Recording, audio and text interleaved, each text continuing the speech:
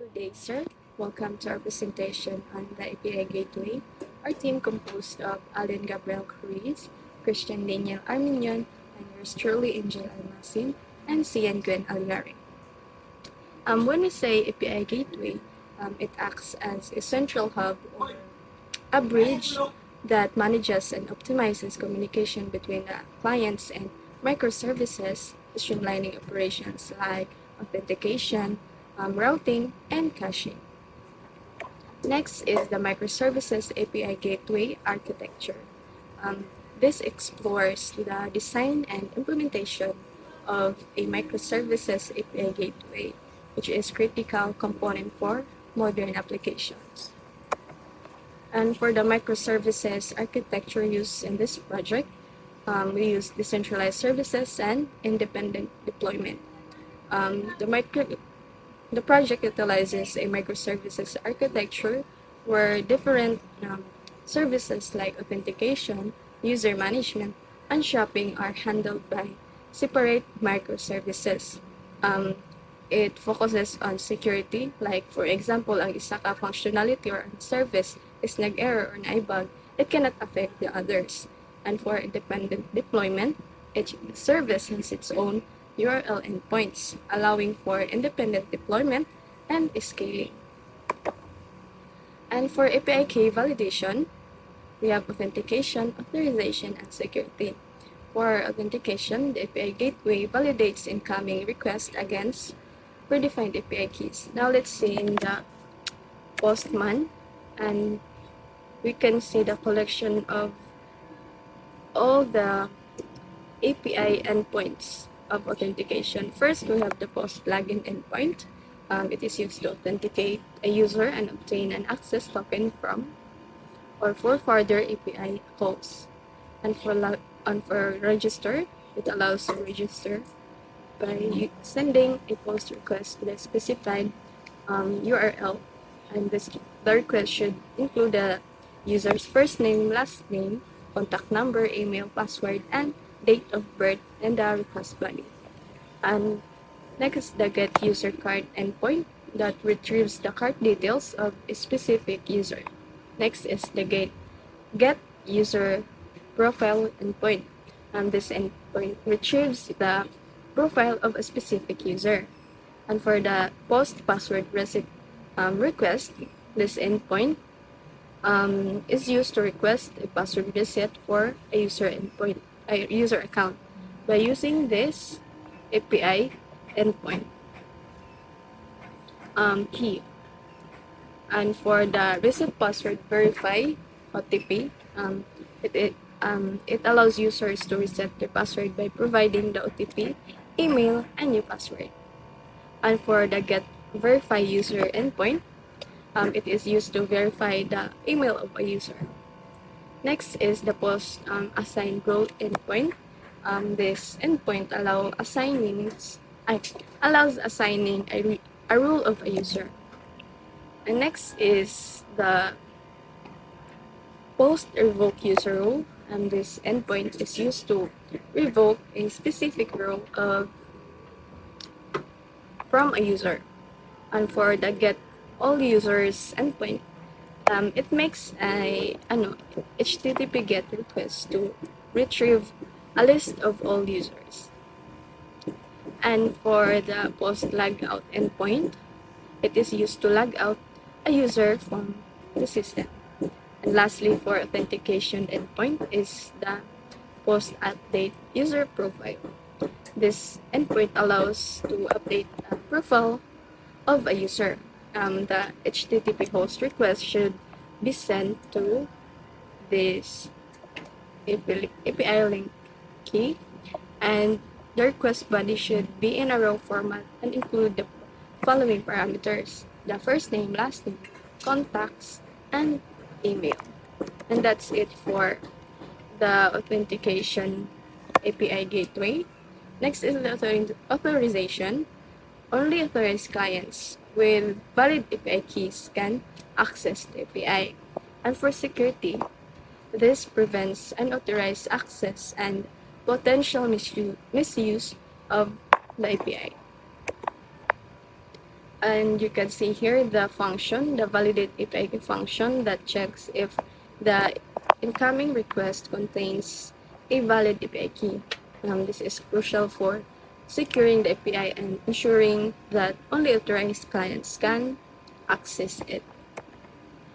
And this also the functions for API keys configurations. And here is the header-based authentication technique using a HTTP underscore X underscore API key provides secure, scalable API access control by implementing early validation, key value store management, and usage monitoring through predefined API keys with associated settings. And the importance of this is first security. Validating API keys ensures that only authorized clients can access the API. This prevents unauthorized access and potential abuse of the API. And access control is by using API keys, the system can control and monitor access to different parts of the API. Each client can be assigned a unique API key that allows for granular access control and for rate limiting. Na siya yung mga specific rate limits as seen in the API keys array.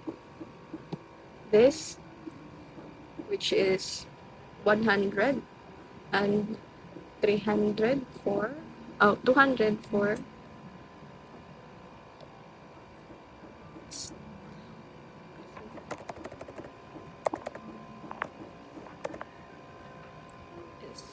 and this help in preventing abuse by limiting the number of requests a client can make within a certain period.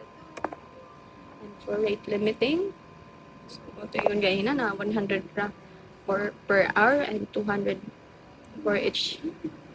Ang 200 ang for API keys. Yeah, each API key can have its own rate limit, allowing flexible access control. And for this function, check rate limit, that this function ensures that API requests are rate limited para ma-prevent ng abuse. And this is important for maintaining the performance and availability of the API. And next is the request forwarding and will be discussed by Sian Gwen Alyari. Good day, sir. So this is the continuation from Indian and ASEAN. So this is the request forwarding. So here we can see the routing logic for microservices configuration. So the API gateway analyzes the request path and forwards it to the appropriate microservice. So microservices configuration. So configuration file maps API endpoints to specific microservices. So forward na siya ng routing is unless request file move forward dun sa configuration at mag-map siya ng API endpoints to specific microservices na mo ni ang sample na mo ang sa code na mo microservices na siya ay auth user o shopping. So different kind of APIs, APIs for base URL for the auth authentication user and shopping. So forward request should be not only the forward request, you should also have a response. That is the importance. So service orchestration routes requests to appropriate microservices, maintains authentication, content type headers, error handling, manages service failures and timeouts response. Caching importantly improves performance for get request load as a load distribution, spread traffic across multiple service protocol translation, handles different services, protocols, and formats. So response request logging tracks all services into actions. Security maintains secure communication between services. Caching. This can be explained thoroughly in the next slide. So the caching it can have performance boost and scalability. In the performance, API gateway caches responses to frequently accessed requests, reducing server load and improving response time. Scalability caching helps handle high traffic reserving cache response, reducing strain on back services. Forward is the PHP. We use PHP fast cache library to cache responses and GET requests. Cache key generated using the URL, HTTP method, and request date. The cache response is available, it is returned immediately without making a request to the backend services. So, it can't be really siya loadan kaya high load ang file. Kaya siya ka ng bumpat sa back. Otherwise, the request is forward to the backend service and response cache for future use. Techniques used for Polycon, for API, forward request, file-based caching, HTCache, key generation, immediate cache of your focus method of data, polycache get request, cache duration 5 minutes, cache lifetime, cache directory, which means automatic creation of cache directory. Importance is performance, server build scalability, resource optimization, cost efficiency. Uh, Logging, request tracking, debugging, and security. This is the top three most important of the logging part. API gateway logs all requests and responses, including details like timestamp, method, path status of HTTP and client IP. The debugging logs provide valuable insights for debugging issues and understanding. Security logs help identify unauthorized access points and security incidents. We use structured logging, daily log rotation, and comprehensive data collection. Structured logging, it needs timestamp, method, path, status, API response, and hypothesis. JSON format kami para easy ang parsing of uses. Next is ang daily log rotation. So, daily log rotation lang kay basta. Ngayon mo nyo siya itibo tanang log. Isa ragid ka file, apil, ano isa nakabuwan, makahit ka tanang log sa isa ka file. So, ang pagkatang dyan ka na ka-file, isod na po siya itrack. Sa comprehensive data collection, capture and include cloud response. API key para mag-track ang client. Mga records for security and for. Lastly is security and error handling. So this is the thorough explanation from the previous slides. Passive usage and client IPs help detect unauthorized access attempts. Useful for investigating security incidents, monitoring, provides data for monitoring APIs, self-track API performance response times. Useful for capacity planning. Compliance is maintains audit trail of all API activity. Important for regulatory compliance requirements. Helps track data access and modification. And the error handling gracefully handles missing data without coalescing operator, ensures all requests are logged, even failed ones. Importance is the most important for this error handling is the debugging, also for the logging and analytics. The track down issues by providing complete request responses that are essential for understanding API behavior and failures. The analytics enables analysis of API usage pattern, helps identify popular and useful optimization.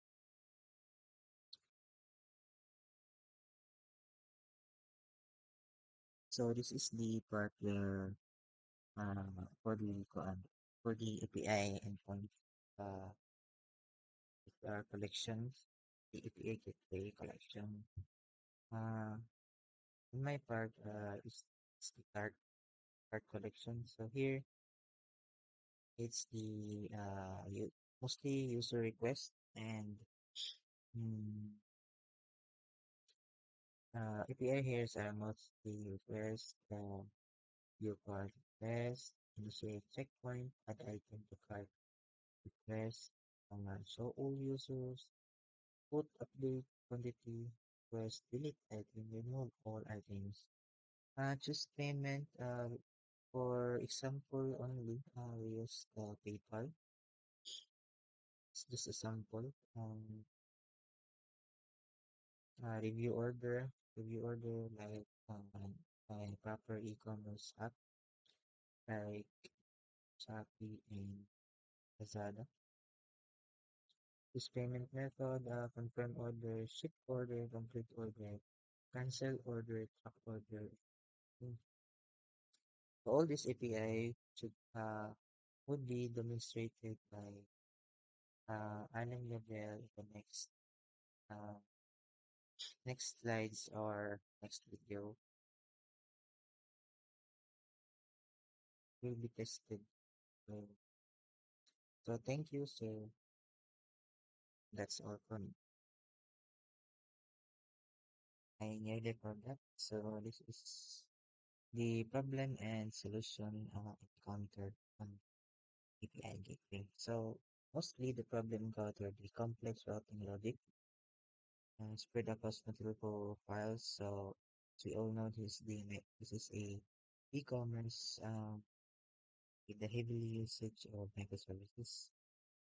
Token validation involved these access control issues. Potential DOS vulnerability without proper rate limiting.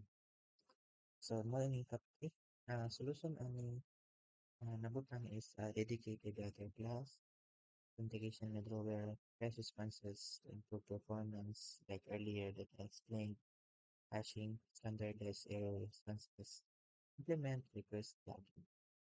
Sa logging na part, sabi dito importante. Next is the importance ani organizing REST systematically, implementing proper identification authorization, having rate limiting to prevent abuse, caching responses to improve performance, providing consistent error handling, logging logging requests from monitoring methodology. API gateway now acts as central point request routing, authentication, rate limiting, response caching, request response handling, and error handling. So that's all for the problem and solutions on the API. And it will be proceeding now for the demonstration of the API. Okay. So, monitoring diri ang usage patterns, monitoring API usage patterns and identify popular endpoints.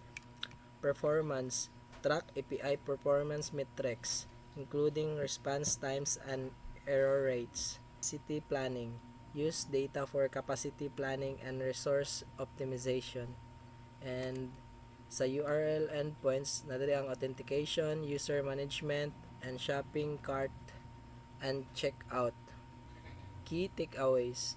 This project demonstrates a robust and scalable API gateway architecture that effectively handles authentication, rate limiting, request forwarding, caching, lagging, and monitoring, ensuring a secure and efficient API experience.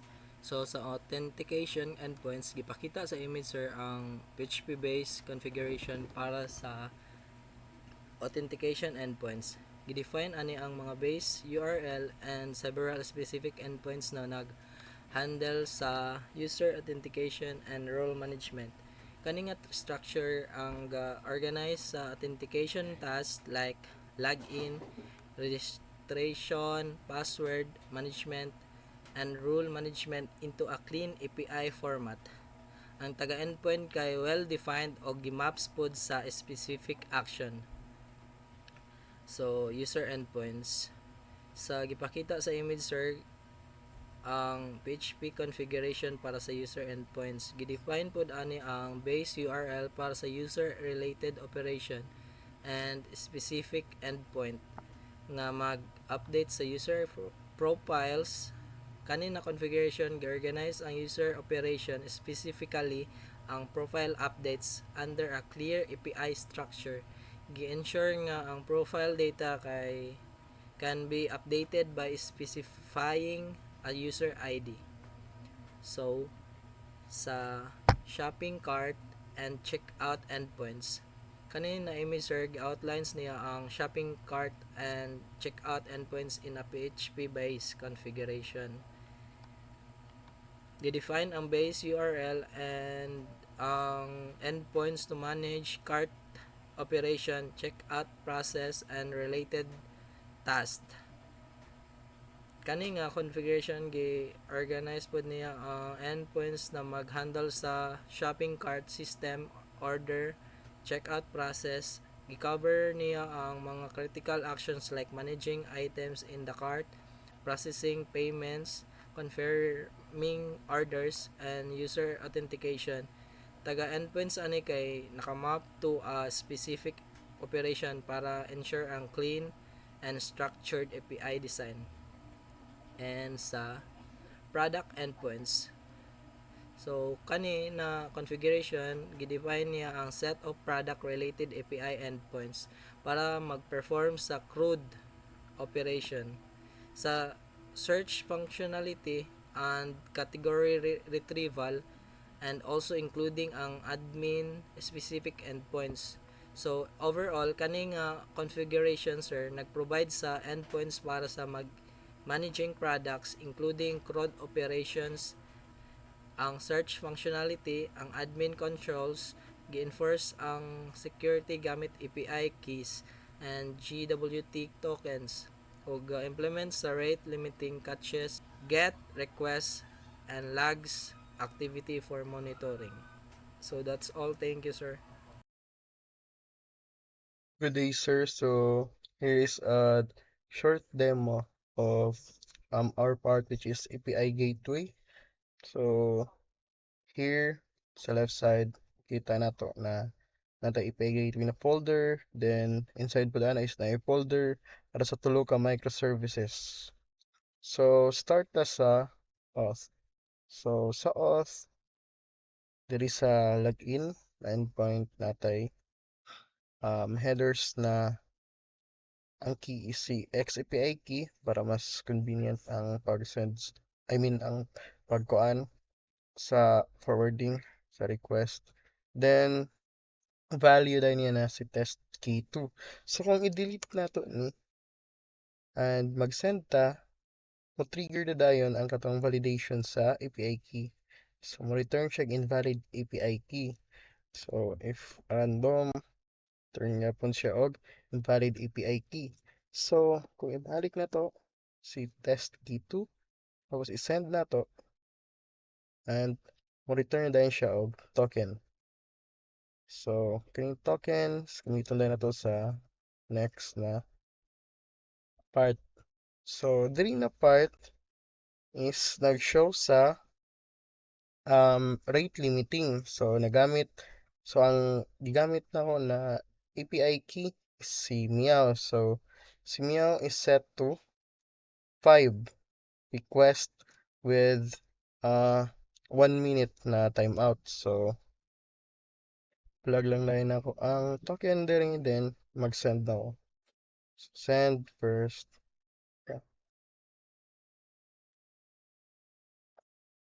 Add mo trigger na dayon ang rate limiting.